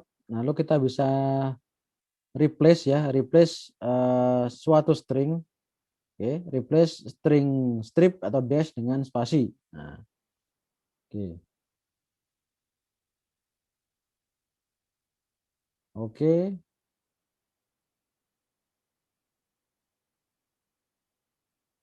Oke, ini menggunakan fungsi apply map untuk membersihkan keseluruhan dataset. Ya. Ya, kurang lebih kita bisa pakai ini ya. Pertama kita bisa lihat is null dan is na. Ya, coba df dot is null. Ini ada ininya dokumentasinya dan df dot is nan apa? Oh, isna. Oke, not available. Jadi ini kita bisa gunakan ini untuk menentukan nilai yang nol, yang tidak ada. Nah, kalau yang di sini nilai yang none, ya yang none. Oke. Oke, mungkin sedikit berbeda ya. Kalau nol itu nggak ada nilainya ya. Kalau none ini kayak nggak dikenali gitu ya. Jadi value-nya itu none gitu. Biasanya di CSV-nya sendiri sudah dituliskan none gitu ya. Ya none, nggak ada nilainya gitu. Jadi kadang di dalam CSV raw-nya sendiri sudah ada none, itu artinya tidak ada nilainya gitu. Ya nggak kosong, kalau kosong nol ya. Kalau kosong nol, kalau none itu ada nilainya tapi nilainya none. Kalau misalnya kalau paling gampang ya kalau Bapak Ibu membuat operasi pembagian dengan nol nanti hasilnya none. Nah itu contoh hasil yang menimbulkan none gitu. Pembagian dengan nol. Nah, oke. Oke, kita kembali lagi ke slide.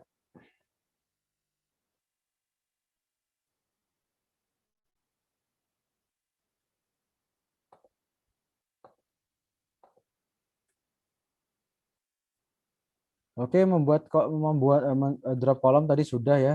Ini drop kolom sudah, kemudian tadi di drop ya tadi ya. Kolom to drop, drop. Oke. mengubah indeks ya, is unique. Oke. Oke. Kemudian eh, oke, ini mengakses setiap record ya. 206.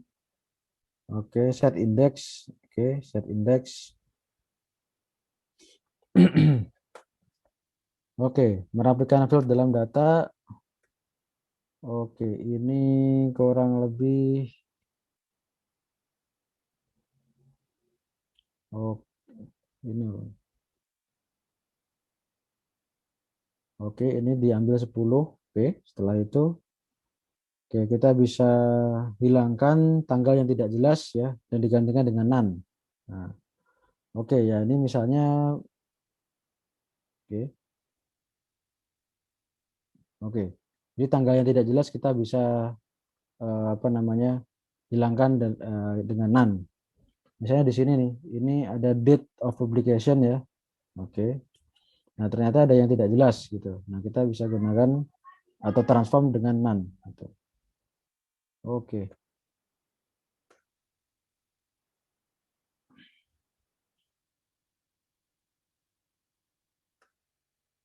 Oke.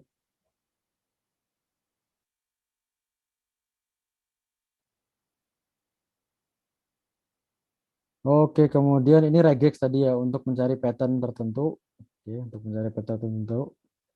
Tadi ada slash D ini 4 digit ya, 4 digit di awal. Oke. Next, merapikan data di fields. Oke, ya ini tadi. Oke. Jadi yang tidak rapi seperti tadi ya, yang belum rapi seperti ini. Nah, ini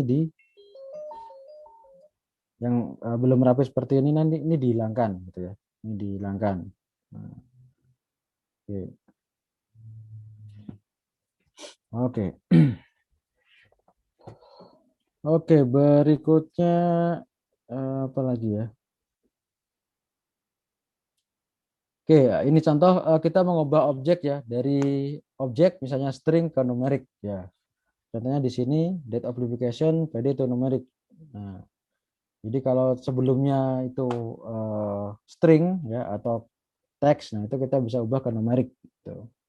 Oke, dari objek ke numerik. Jadi kolom-kolom yang masih belum sesuai format, misalnya masih string atau karakter atau kalimat, nah itu kita bisa gunakan eh, convert ke numerik. Tentu saja kadang ada yang tidak berhasil ya. Kalau misalnya tidak angka tapi diekstrak ke numerik kadang juga gagal gitu ya. Misalnya huruf ya. A 1 2 3. Nah, itu kalau diekstrak ke numerik berapa? Nah, itu kadang gagal gitu. Oke, berikutnya ini untuk mencari nol tadi sudah ya, mencari nol berapa persen nol di dalam satu kolom ini date of publication. Kalau semuanya ya ini di sum ini semuanya kalau dibagi dengan length berarti persentasenya gitu. Oke. Oke, kita bisa gunakan ini tadi ya, mengkombinasikan str dengan numpy untuk mencari suatu string. Ya, oke, dengan np where condition then else. Oke. Nah, di sini ada where condition x1, x2, x3 dan seterusnya. Oke. Nah, ini contoh di sini kita menyaring suatu data frame di kolom place of publication yang memiliki yang mengandung string London. Nah, terus kita ambil 5 baris ya, 5 baris. Oke. Oh ya, sampai 5 ya, 0 sampai 5 berarti. Oke. Oke, jadi apakah 5 baris pertama itu ada Londonnya? Ya, ternyata true, true, true, true, true. Oke. Sama lagi Oxford gitu ya, Oxford. Nah, itu juga bisa. Terus kita bisa mencari sebuah kolom ya. Oke. Place of publication itu adalah where ada Londonnya, oke, London. Kemudian ada Oxford, kemudian di replace strip dengan tanda spasi ya, oke. Kemudian dilihat 5 baris pertama, London, London, London, London. Oke. Oke, tadi rumusnya adalah ini ya. condition X1 oke. Ini sebenarnya where condition X1 else. Nah, oke. Jadi kalau ada ketemu condition maka akan apa namanya? Dikasih action X1. Kalau tidak maka else-nya ini. Else-nya dicari lagi apakah Oxford gitu ya. Nah, kalau contoh seperti ini berarti apakah ada London? Kalau ada kasih jadi London gitu ya. Kemudian kalau tidak ada cari apakah ada ketemu Oxford.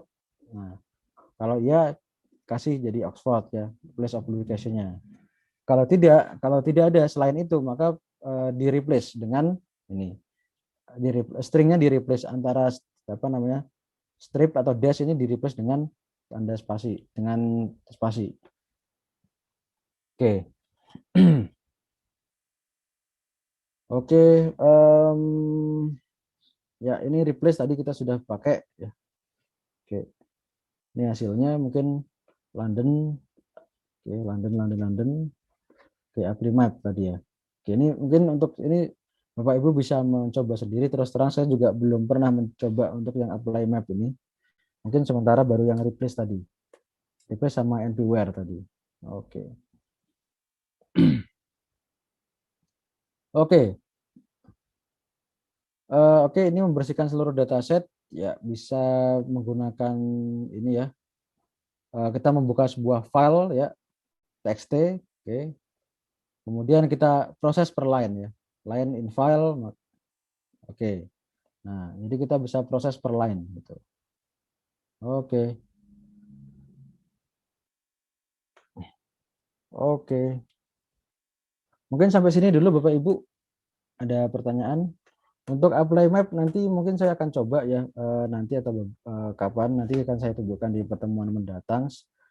Terus terang kalau yang apply map saya belum nyoba gitu. Oke, ini contoh lain ya, ini contoh lain data Olympics ya, kemudian di head, kemudian dicek oke. Ya ini tadi.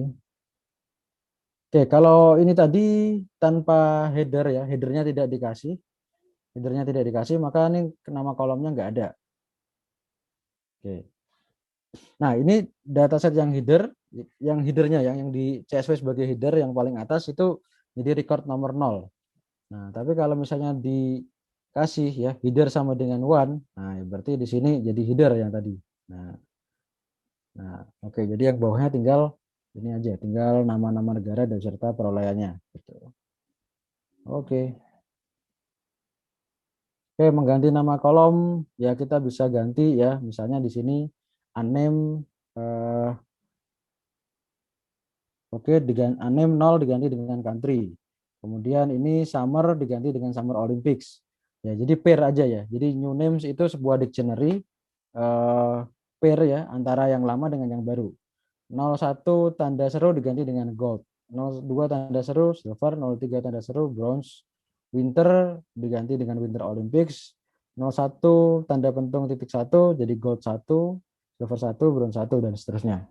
Pokoknya kalau mau ganti kolom tinggal dibuat listnya aja, nama kolom yang lama dan nama kolom yang baru, pair gitu ya, pair kemudian di list keseluruhan kolom yang akan diganti. Oke, ya ini penggantian ya setelah yang baru diganti, data yang lama sudah menjadi bagus, ya, headernya sudah jadi yang tadi, yang baru, yang ini ya, country, Summer Olympics, gold, silver, bronze, Winter Olympic, gold 1, silver 1, bronze 1, games, gold 2, silver 2, bronze 2. Nah, ini. Oke. Combine total. Oke. Nah, ini sudah menjadi header yang bagus gitu. Oke, mungkin begitu saja Bapak Ibu untuk hari ini ya. Silakan jika ada pertanyaan. Ini tools lab online-nya ada Jupyter Notebook, Scikit-learn, Pandas, Numpy ya Bapak Ibu sudah pernah nyoba ya. Kemudian ini saya coba lihat dulu apa namanya tugasnya. Tugasnya untuk modul ke-8 ini apa ya?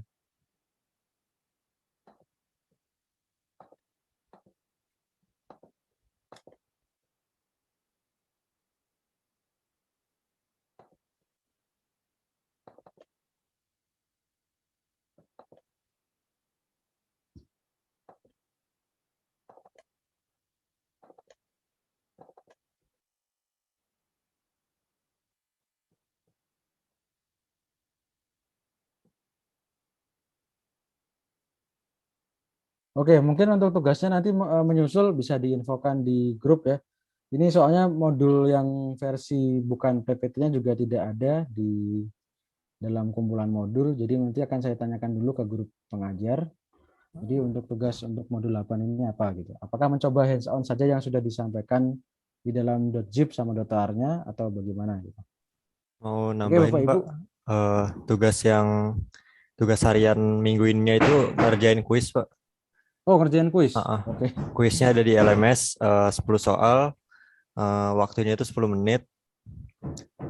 Deadline-nya itu minggu depan hari Sabtu. Oh, oke. Hmm. Ini yang tugas harian modul 8 atau modul 7 juga? Modul 8 Pak itu. Oh, modul 8 Kalau ya. modul 7 kan ada lagi di Ada kan modulnya. modul 7 Hmm. kemarin kan ada tugasnya. Ini yang Makanya modul tadi 8 aja. kok nggak ada itu tugasnya di kumpulan modulnya gitu. Oke. Jadi tugasnya kuis. Mengerjakan kuis 10 soal. Waktunya berapa? Nggak dikasih tahu. 10 menit Pak 10 waktunya. menit. Oh, satu soal 1 menit. Satu soal 1 menit. Oke. Pilihan ganda juga kok tapi. Oke. Hmm. Baik, Bapak Ibu, tugasnya kuis bisa dilihat di LMS. Ini saya juga coba lihatkan.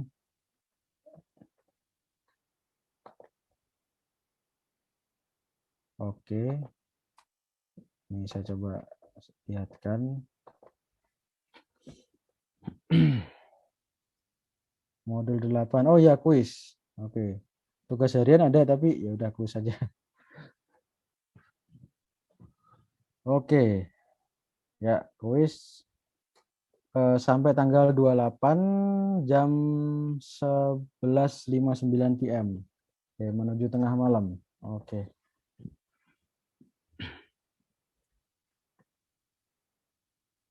Baik, begitu Bapak Ibu, apakah ada pertanyaan sampai sini? Mohon izin Pak Anwar. Ya, silakan.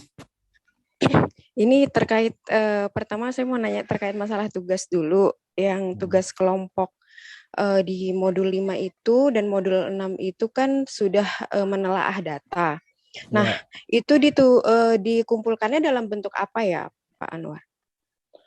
Bisa dua-duanya, Bu. Bisa IPNB-nya dikumpulkan juga. Kan kemarin kita menelaah data kan juga melihat secara deskripsinya, statistiknya, kemudian Ya, juga ada visualisasi. visualisasinya gitu. Bisa IPNB sama mungkin Bapak Ibu bisa membuat PPT atau PDF gitu. Hasilnya kesimpulan setelah menelaah data itu apa gitu. Oh, baik. Nah, terus yang kedua Pak Anwar, saya kan sudah mencoba untuk menelaah data dan mengumpulkan data. Nah, ternyata kan ada data itu terpisah antara tabel satu dengan tabel lain. Misal kayak tabel master mahasiswa dengan tabel nilai. Nah, itu apakah harus dijadikan satu atau bagaimana dan cara penggabungannya itu seperti apa ya, Pak? Saya masih bingung soalnya. Oke, untuk penggabungan Bapak Ibu bisa gabungkan di Python juga menggunakan misalnya kalau di ini ya, kalau di data frame itu kita bisa langsung gabungkan kolom selama barisnya sama. Oke. Nah, tentunya dengan ID yang sama juga gitu. Kalau tabelnya masing-masing ID-nya sama, nah berarti kan tinggal digabung. Nah, tapi kalau misalnya tidak sama, ya berarti kita mesti pakai query gitu ya. Kita mesti membuat tabel baru di data frame dengan cara melihat dari NPM mahasiswa gitu. Untuk mahasiswa NPM yang ini nilainya yang di tabel satunya berapa? Nah, itu kita masukkan ke tabel yang satu gitu. Jadi kayak semacam lookup gitu, kayak semacam lookup di mana di Excel gitu.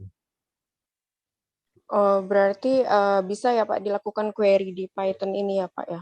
Bisa. Jadi misalnya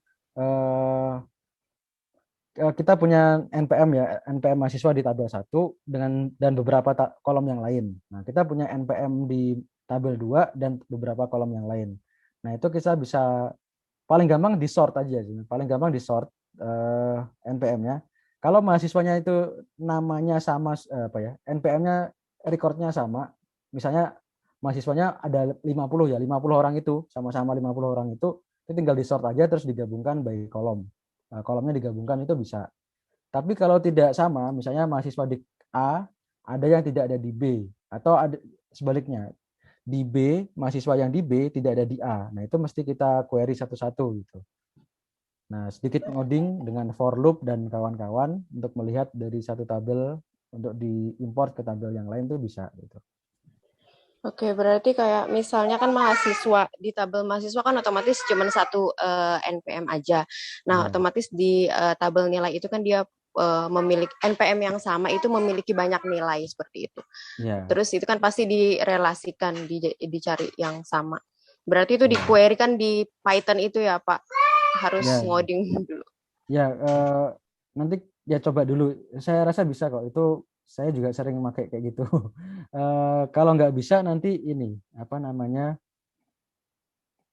Biasanya tuh gini ya. Biasanya nanti misalnya ya, ini kan ada di F1, ada di F2 gitu ya katakanlah ya. Di F1 dengan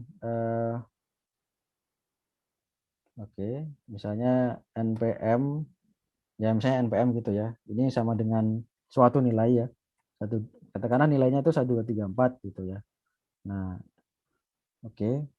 Nah, eh oke. Nah, ini nanti jadi kondisi gitu ya, jadi kondisional. Oke. Nah, nanti biasanya kita pilih kolom yang akan diisi nilai gitu. Nilai 3 misalnya ya. Kemudian oke, ini misalnya ini nanti ada caranya, saya lupa detailnya ya. Misalnya kita pengen ngasih nilai, oke, nilai 4 misalnya ya. Nilai ini nanti kurang lebih caranya kayak gini, tapi saya lupa detailnya. Nanti coba saya cari juga.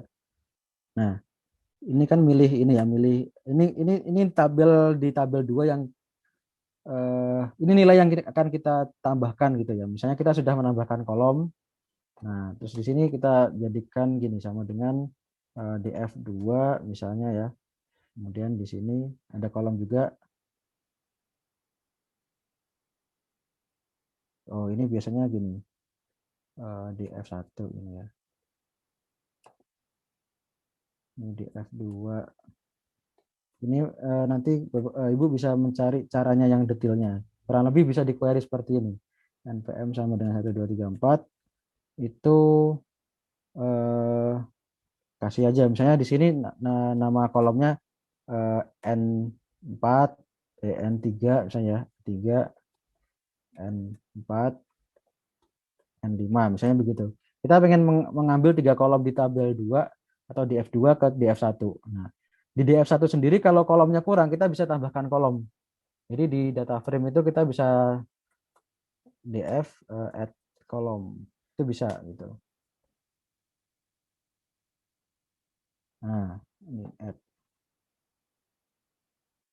Nah, ini misalnya bisa tambahkan kolomnya. Jadi kalau kolomnya belum ada, kita tambahkan kolomnya dulu. Nah, nanti baru diisi dengan query seperti tadi. Gimana tadi? Jadi pertama kita kasih dulu ini di data frame 1 itu kolomnya kita tambahkan dulu dengan ini add ini ya, add. Nah, aksis sama dengan kolom misalnya. Oke, aksis. Nah, kalau 1 itu artinya kolom, nambah kolom. Nah, nanti setelah itu baru diisi sesuai dengan nilai yang akan kita merger gitu dari tabel 1 ke tabel yang lain.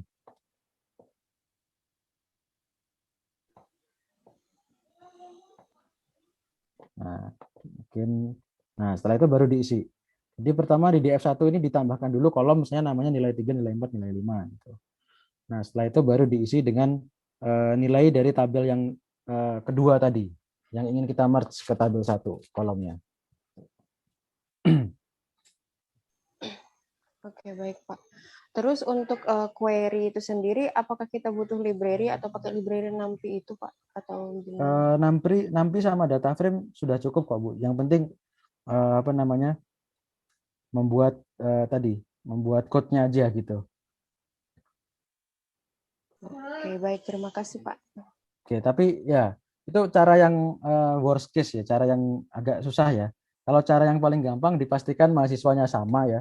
Kalau Ibu punya 100 mahasiswa di tabel 1 dan tabel 2 itu orangnya sama, NPM-nya juga listnya itu aja, tinggal di sort, terus di merger. Nah, kemudian kan jadi satu tabel baru. Nah, sudah selesai gitu. Pak Anwar, izin bertanya, Pak. Baik, silakan. Ya, Pak. Yang dicontohkan kan pengolahan data terstruktur ya, Pak.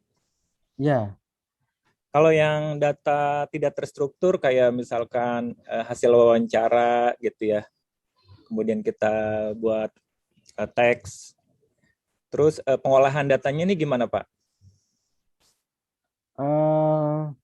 nah, pengennya Bapak mau apakan itu hasil wawancara itu misalnya? Hasil wawancara misalkan kata-kata yang paling banyak diucapkan ketika kita melakukan wawancara gitu. Misalnya Ya penelitiannya bisa. penelitian kualitatif gitu, Pak. Itu Oke. gimana?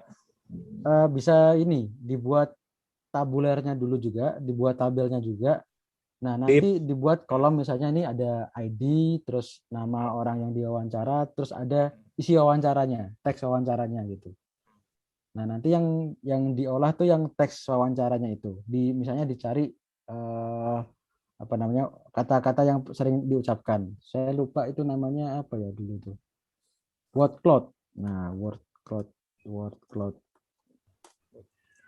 Ya mungkin diolah dulu dengan NLP, setelah itu baru divisualisasikan dalam bentuk word cloud gitu.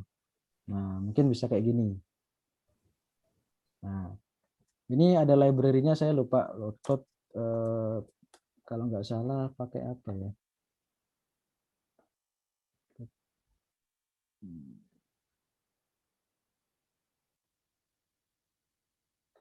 Python library. Saya dulu pernah pakai ini tapi lupa nama library-nya.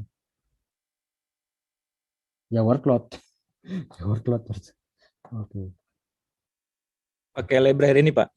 Ya, ini bisa. Jadi, ya. Tapi ini cuma dalam bentuk visual. Kalau Bapak ingin dalam bentuk numerik yang kata ini berapa kali diucapkan, kata ini berapa ucapkan, mungkin yang lain gitu. Atau diolah sendiri gitu ya. Jadi frekuensinya muncul lagi. Python, oh ini NLTK. Kalau di Python namanya NLTK untuk NLP. Nah, jadi kita bisa tokenizer dan seterusnya. Nah itu. Nah, tapi kalau apa ya memprepare datanya sendiri bisa kayak tadi. Pertama dibuat indeks nama orang, kemudian teks wawancaranya, terus yang diolah yang ininya, yang teks wawancaranya ini. Oke. Modus. Ya ini macam-macam Bapak bisa gunakan ini kalau mau bermain dengan NLP ya, seperti wawancara tadi. Kalau visualisasinya bisa pakai word cloud ini tadi. Oke. Nah, ya. Makasih, Pak. Baik, sama-sama.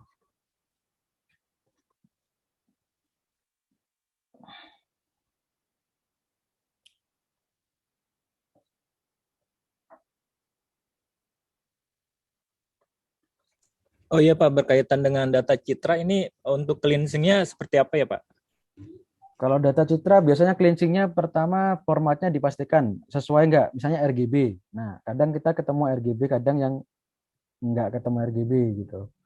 Kedua, misalnya ukurannya di resize dengan ukuran yang sama. Misalnya kalau kita main deep learning kan biasanya kan ukurannya fix ya.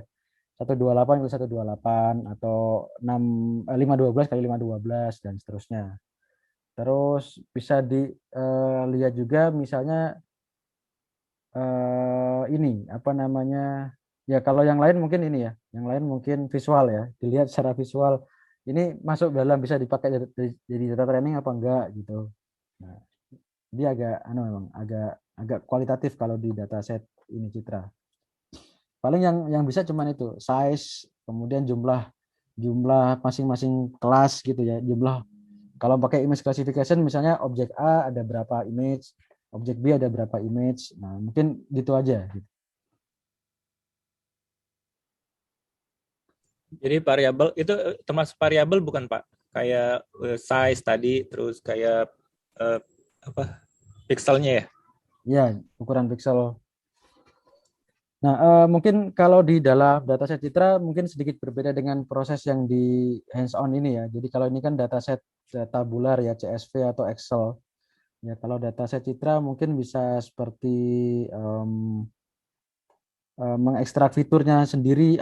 Pertama resize ya, format terus resize terus bisa mengekstrak fiturnya sendiri. Mungkin saya dulu ada contoh namanya dataset Trisin ya, Trisin dataset. Sebentar ya, oke, saya cari dulu ya. Ini agak agak kemana-mana soalnya, agak lupa ditaruh mana. Oke, sebentar.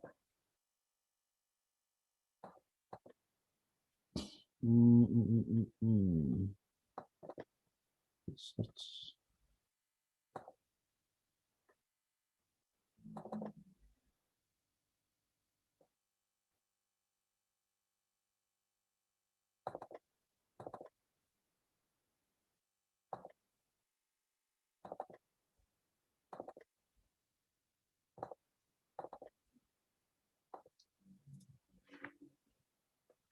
Aduh, nggak ada. Ya udah, coba saya cari dari home dulu.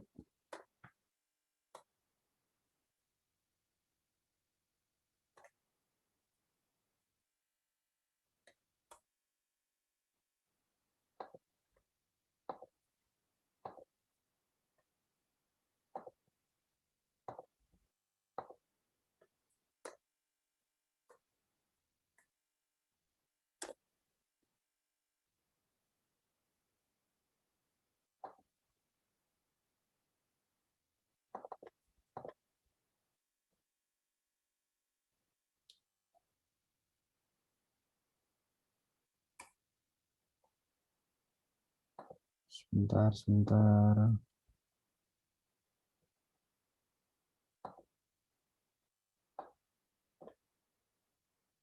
Oke, bentar. Saya bawa ke modul 8.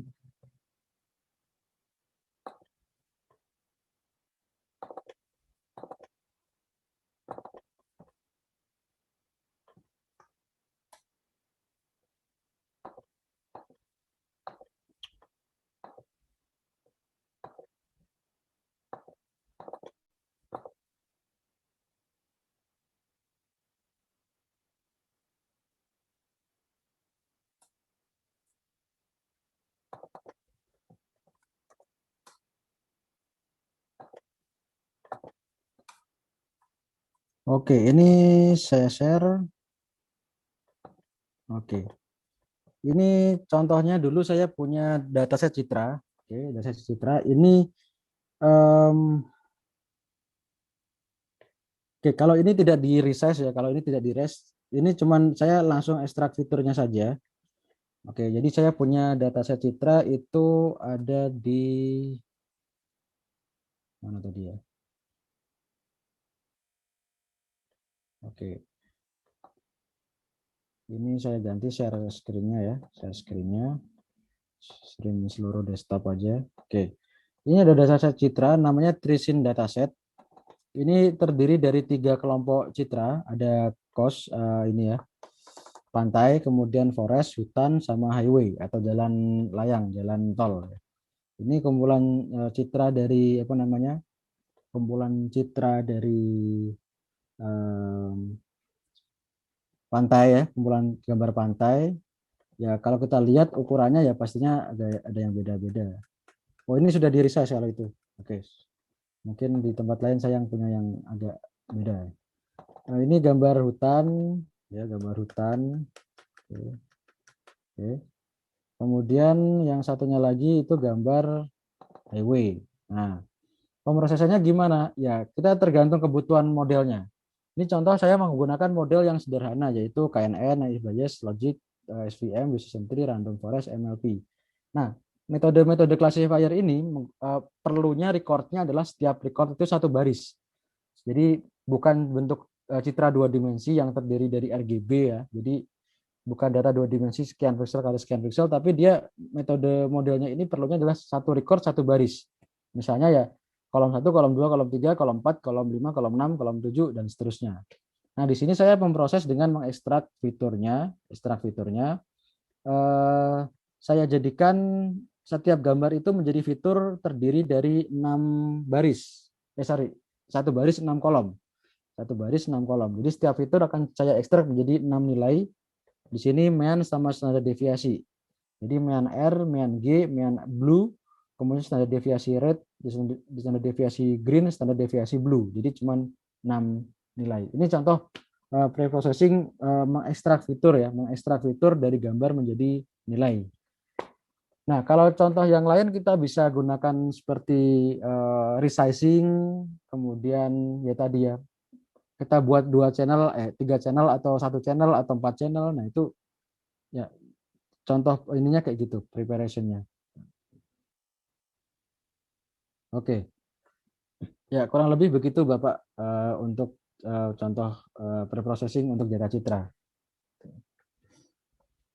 Atau juga Iya, bisa di makasih, Pak. augment. Nah, atau juga bisa di augment. Kalau Bapak mungkin pernah melihat image augmentation.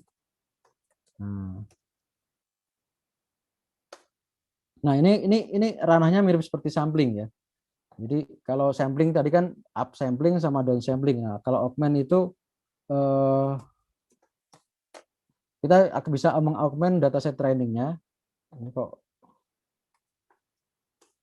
ini aja.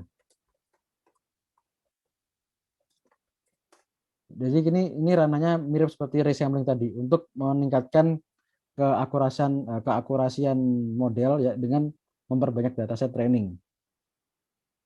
Nah, seperti misalnya augment, mana augment?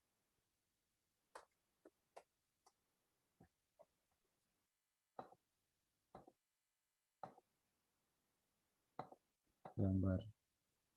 Nah, seperti kayak gini. Jadi kalau kita punya gambar satu citra itu kita bisa flip kiri kanan, kemudian kita miringkan sedikit ya, rotate kiri, rotate kanan dikit. Nah, kemudian ya pokoknya ini namanya augmentation, teknik seperti ini. Nah, ini mungkin ranahnya mirip seperti sampling tadi. Kalau di dataset satu dimensi kita bisa sampling, upsampling, downsampling, atau augmentation juga. Kalau di citra mungkin augmentation-nya begini. Gitu. Oke. Nah, ini tadi kalau ini augmentation yang by metode GAN tadi. Jadi augmentation-nya itu bisa beda-beda gitu. Bisa berbeda dengan aslinya. Nah, dan ini menurut penelitian terbaru memang meningkatkan akurasi model deep learning yang lebih bagus ketika berhadapan dengan data citra gitu. Oke, begitu Bapak kurang lebih. Makasih, Pak. Baik, sama-sama. Oke, ada pertanyaan lagi Bapak Ibu?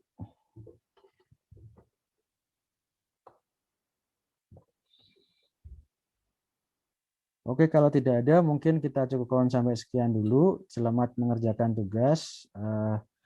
Kemudian jangan lupa kuisnya ya, tugasnya untuk pertemuan modul 8 adalah kuis sampai Sabtu depan 11.59 malam. Untuk hari ini saya akhiri sekian dulu. Terima kasih atas perhatian dan partisipasinya. Mohon maaf apabila ada kekurangan dan kesalahan. Selamat pagi, semoga sehat selalu di tempat masing-masing. Assalamualaikum warahmatullahi wabarakatuh. Waalaikumsalam warahmatullahi wabarakatuh. Terima kasih, Bapak. Terima kasih, Pak. Baik, sama-sama.